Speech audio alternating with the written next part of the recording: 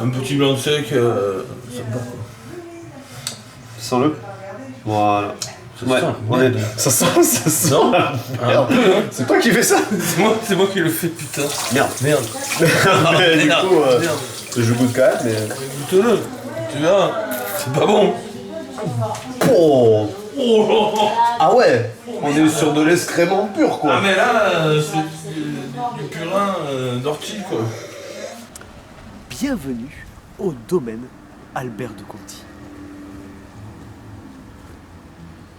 C'est un domaine tout à fait particulier que nous allons visiter aujourd'hui car c'est mon meilleur ami qui fait partie de ce magnifique projet qui est une suite finalement d'une histoire familiale tout à fait singulière. Allez, c'est parti. Nous allons maintenant pénétrer dans l'antre. Ce nouveau chai qui fut construit, qui est sorti de terre en fait quasiment cette année, on peut dire qu'il a été finalisé. Je crois que c'est un peu la porte d'entrée pour les clients. Allons-y. Le silence règne. Une quiétude abyssale. Fermons la porte. Ça fait presque peur. On se croirait presque dans une église. Le sang du Christ a coulé ici. Un comptoir magnifique, ondulé. On dirait presque qu'il est tressé en bois de jute. Ouf, on voit le lamellé collé. Oh là là, c'est lamellé. Et puis, une diode a été placée vraiment en dessous afin de faire un petit effet néon, quasiment Fast and Furious-esque. Là, démonstration du liège. une écorce de bois qui a été stylisée. Évidemment, les tarifs sont ici. Il y a quand même un côté pécunier. Là, ici, nous allons rentrer de ce qu'on peut appeler les coulis. Et c'est là où coule, évidemment, pas mal de ce fameux liquide que nous avons là. Alors ici, nous avons effectivement toute la gamme.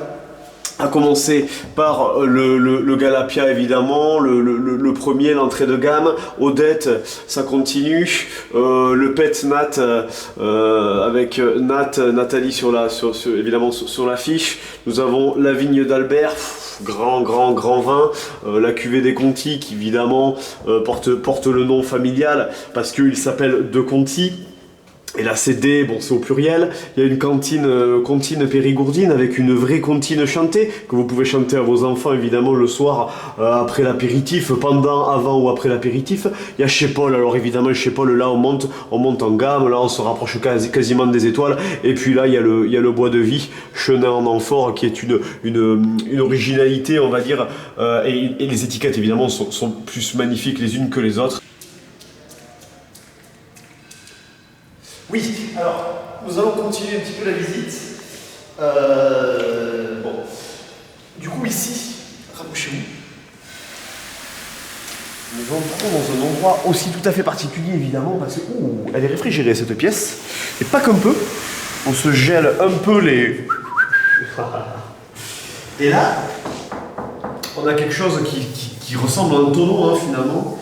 Qui, je crois, c'est un tonneau. Ou peut-être un flûte, ils appellent ça. Tonnerre, foudre, quelque chose comme ça. Et donc plusieurs robinets, plusieurs cuvées. Là évidemment on voit que ça a été mis en bouteille en Autriche. Bon. Là aussi Franz Staudinger. Ouais.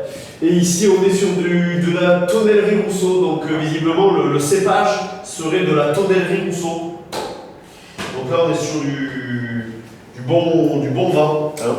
Et donc je sais pas, il doit se passer une sorte d'affinage là-dedans, ou une finalisation de process, certainement. Donc voilà, on peut constater la matière noble, hein. C'est quand même une matière plutôt belle, ça ressemble à du bois, je pense, du bois, et puis encerclé de ferraille, afin de tenir le tonneau qui s'il n'y avait pas la ferraille finalement, exploserait, hein, voilà. Et là, on a évidemment le triphasé, hein, parce que faut les brancher les tonneaux afin de les réchauffer, j'imagine. Voilà. Alors, pourquoi les réchauffer alors que la pièce est réfrigérée? C'est là où évidemment le travail de viticulteur est tout à fait mystérieux. Allez, passons à la suite. Alors, évidemment, nous allons avancer un petit peu dans ce nouvel édifice. Sur votre droite, enfin à votre gauche, ça dépend vu que ça va être inversé avec l'écran, mais du coup dans cette direction, il y a voilà, aussi une espèce d'innovation, de curiosité. Nous avons des amphores en pierre qui sont disposés ici, et il y a une espèce d'affinage qui se fait, de transformation, hein, parce que c'est un peu une histoire de magie aussi. Là vous avez un œuf qui visiblement a dû être pondu par un énorme animal, parce que il est énorme, hein, il est disposé ici. Et puis il a même un bouchon dessus, donc il doit peut-être être rempli, ou... À mon avis, c'est un œuf qui a été vidé, et ils mettent du vin pour affiner dans un œuf. La coquille étant poreuse, il doit se passer des petits échanges intérieur-extérieur. Continuons un petit peu par ici. Nous allons quand même... Nous allons rentrer dans cette pièce qui est visiblement tenue secrète, mais nous avons les clés, donc c'est bon. Hop, rentrez. La température, ils disent 19 degrés 40. Je ne pense pas, il fait beaucoup plus froid. Venez, rapprochez-vous par ici. Et là, nous pouvons constater qu'il y a une réaction incroyable qui est en train d'avoir lieu. Je suis très ému parce que c'est là où on assiste à la magie. La magie ni plus ni moins de ce process. Donc là je crois qu'on est aussi sur des tonneaux. Là il n'y a rien marqué dessus. Mais là ce qui est en train de se passer en fait, c'est ça bulle. Hein. Ça bulle parce qu'il y a des remontées acides gastriques. Hein. Là-dedans il y a tout un circuit stomacal là, comme chez nous finalement. Et du coup avec la fermentation, ça remonte, ça bouge. Hein. C'est des produits vivants, il ne faut pas l'oublier. Donc avançons. Ici une petite pipette. Pour prendre à la source et directement se la verser dans l'osophage, hein, direct. Et voilà. Et là, vraiment, là, ce tonneau, on a tous envie de l'avoir chez nous, dans le salon. Sauf qu'il n'y a pas de robinet pour verser, c'est ça qui est un peu incompréhensible. Je pense qu'ils ont oublié. Faudrait que je leur dise, parce que là, ils ne peuvent pas sortir le pinard, donc c'est dommage. Et là, voilà, là, on a vraiment les amphores qui sont ici présentes, qui, elles, par contre, sont munies d'une vidange, hein. Là ils y ont pensé, ça c'est pas mal. Donc nous allons continuer la visite dans ce sens-là, et là nous allons passer au côté, comment dire, plutôt technique, plutôt production, embouteillage, pressage et tout le reste, parce qu'il y a beaucoup à dire. Alors, approchez-vous, il est en train de se passer quelque chose de formidable. Christophe vient de nous amener une livraison de quoi ? Eh bien de raisin bien évidemment, c'est ça qu'on fait ici, on récolte le raisin dans des vignes là-bas, vous pouvez filmer. Voilà, il y a des vignes là-bas, c'est donc, voilà, dans la vie il y a des pommes, il y a des poires, et il y a des vignes, et ces vignes-là font un fruit tout à fait exquis, qui est le raisin. Et donc, là si on regarde bien, oh, il n'y a pas grand-chose. Regardez, vous pouvez mettre votre caméra dedans. Voilà, donc là on est sur... du raisin et du raisin muscat qui est de couleur rouge, hein, n'est-ce pas? Et bon, il y en a pas Bézef. Hein. Alors c'est un moment tout à fait émouvant, n'est-ce pas? Parce que nous sommes en présence des techniciens. Donc là, il y a effectivement de la responsabilité, de l'enjeu évidemment, du danger beaucoup. Donc on va avancer doucement. Et là, ce qui est en train de se passer derrière nous est tout à fait incroyable, car nous avons les maillons du filet de la conception d'un vin alcoolisé, d'une boisson fermentée préalablement et puis mis en bouteille. Alors là, c'est vraiment les prémices, hein. On est en train de les voir faire des choses tout à fait bizarres. Quand je vous parlais d'estomac tout à l'heure, d'intestin, regardez par terre, on se croirait à l'intérieur d'un corps humain, ni plus ni moins. Et là, nous avons un corps humain quand même qui est très, très incroyable, parce que je tiens à vous présenter un de mes meilleurs amis qui s'appelle Paul de... Bon là, c'est la raie de Paul de Conti, mais... Sinon, c'est Paul de Conti. Bonjour. Vous allez bien? Upeno, One Pu. Pour les intimes. One Pu ou Pu One. Pu One, évidemment. Mais pas le reste. Opi One Kenobi. Pu One Kenobi, évidemment. Opi One Kenobi, c'est le mieux. Pourquoi est-ce qu'on a un mini pressoir ici, là? Pourquoi est-ce qu'il y a un mini pressoir et pas... Ah, parce que lui, il est déjà occupé. C'est une pompe à marre, ça. C'est une pompe à marre? C'est pas du tout un pressoir, ça. Une pompe à... Rien à voir avec une pompe à merde.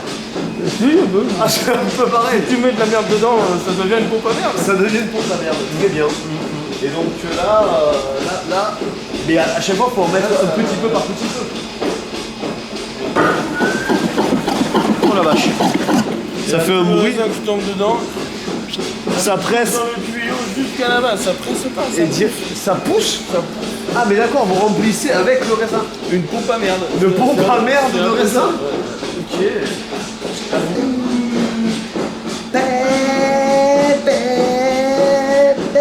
On peut faire des capros avec ça aussi. Oui. Faut que je monte là-haut visiblement. Alors avant je voudrais présenter cette cuve aussi qui est tout à fait particulière parce que parfois on peut mettre du raisin pressé, donc du jus de raisin directement dans les cuves et là ils mettent l'entièreté du raisin, donc avec la peau, avec la terre, avec les racines. Évidemment, voilà, tout est mis dedans, sans aucune vergogne. Et certainement, ça va fermenter pour donner du champagne ou quelque chose comme ça. Alors là, nous avons affaire à une cuve en bois de santal. C'est tout à fait original aussi, c'est vraiment cet endroit qui est particulier. Ils ont décidé de mettre du bois exotique pour donner un goût tout à fait singulier aussi. Hein. J'aime beaucoup ces mots, je répète beaucoup les mêmes choses. J'aime bien paraître intelligent, alors je ne le suis pas forcément. J'aime bien utiliser des mots comme iconoclaste ou tempéré ou isocèle. Alors je ne sais pas ce que ça signifie. Oui. Alors qu'est-ce qui se passe?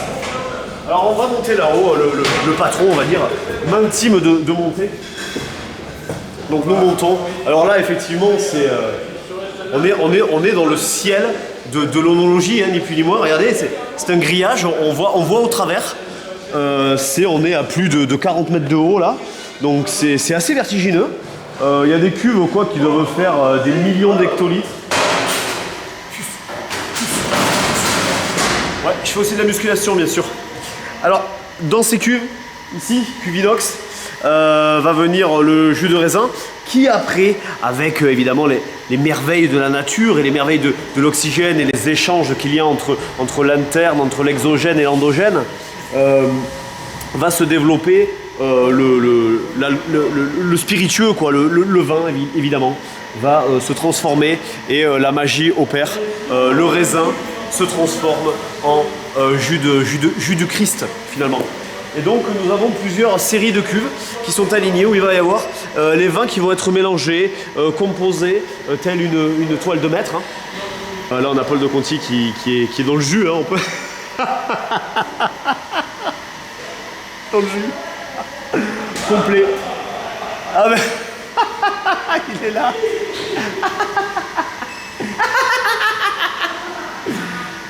Alors là-bas on a la chaîne.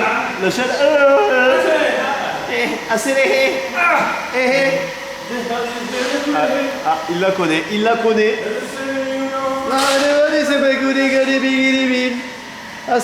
Parce qu'on aime bien rigoler aussi.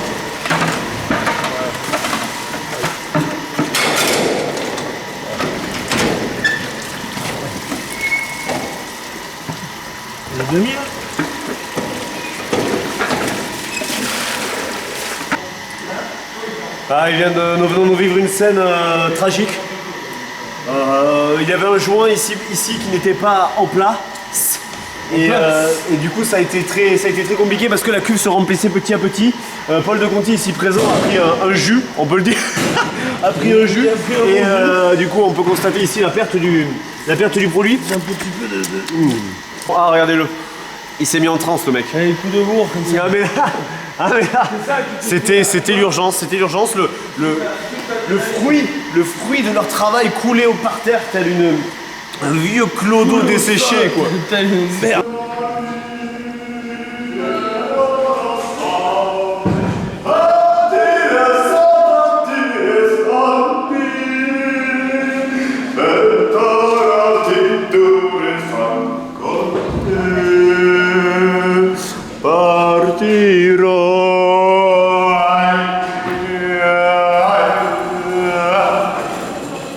Et oui, c'est à l'intérieur que tout se passe.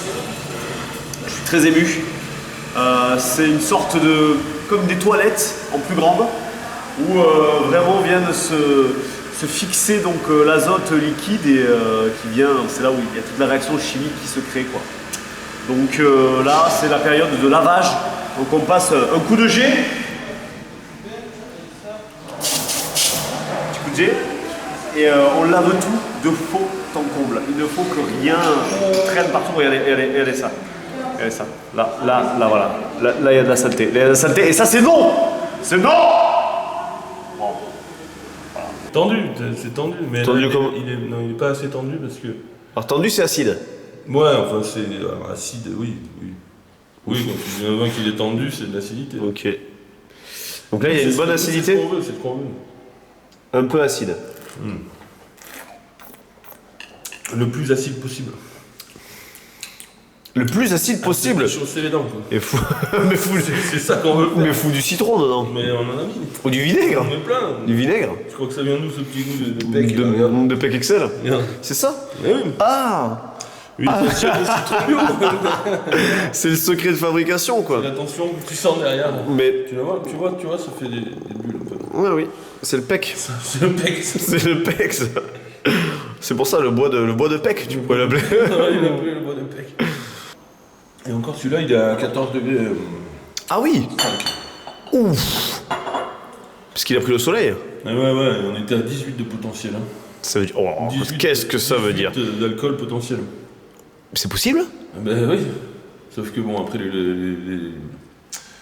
levures, elles patinent trop, elles n'arrivent pas à transformer tout le sucre en... Ah, parce que trop d'alcool. Elles sont qui est à comme 15 degrés, 14-15, mais après elles peuvent plus. Il y a trop de, elles sont bourrées, quoi. Foutu, quoi. Elles sont bourrées. C'est l'inverse de nous, elles se bourrent au sucre. Ah oui. Nous, et elles chient de l'alcool. Elles chient de l'alcool, tout à fait. Donc ce que vous buvez là, c'est de la chiasse de levure, quoi. Tout simplement. Ça, donc bois de vie, mais bois de chiasse aussi, quoi. Bois de chiasse de levure. Ouais. Donc en fait, du vin, c'est de la chiasse de levure, et avec du pec XL. Le pec citron, quoi. Le pec XL. T'as remarqué comme il a plus de caractère? Sens-le. Eh oui. Plus de caractère. Ah non, là ça sent les égouts, là. Ben oui, c'est que je viens de chier, quoi. Ah non, là ça sent vraiment les égouts, ça, il y a un côté fraîchant, il pue, là. Mais Ah oh non, mais bois avec ça. mais ta gueule, c'est Attends, le... je vais en ouvrir un autre. C'est le pinard de ton père. T'es vraiment con. Le dernier tombereau. Tombereau.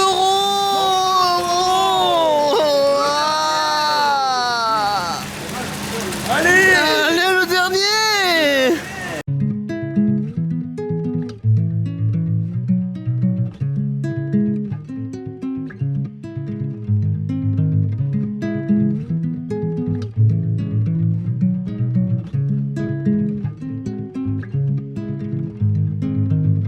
J'aperçois ces bouts du monde et qu'à leur horizon rougeois, l'astre solaire disparaissant, je n'ai plus souvenir de moi.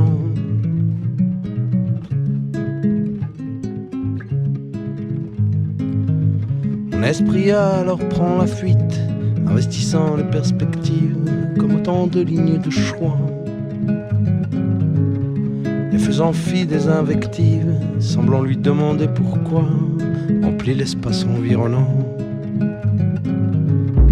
comme si c'était la première fois qu'il appartenait au grand tout, duquel il aurait fait son toit.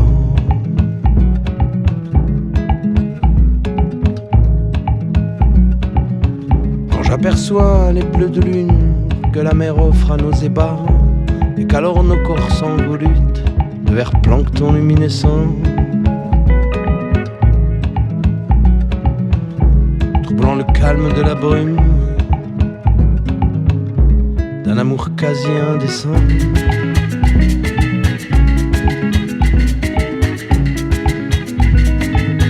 Je réalise combien l'écrin dans lequel est caché ton cœur est en tout point semblable au mien, cherchant à conjurer ses peurs.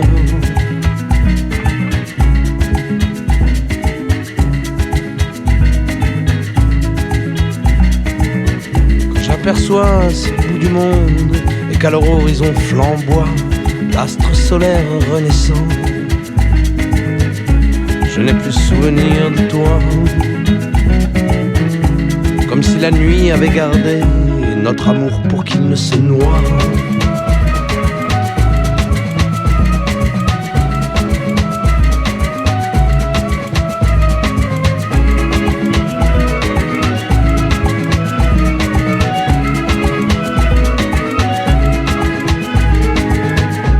plonge alors dans les plaisirs et je renouvelle l'exploit d'aller demander à la lune qu'elle me croit une dernière fois. Et qu'elle te rende tout l'amour que j'avais de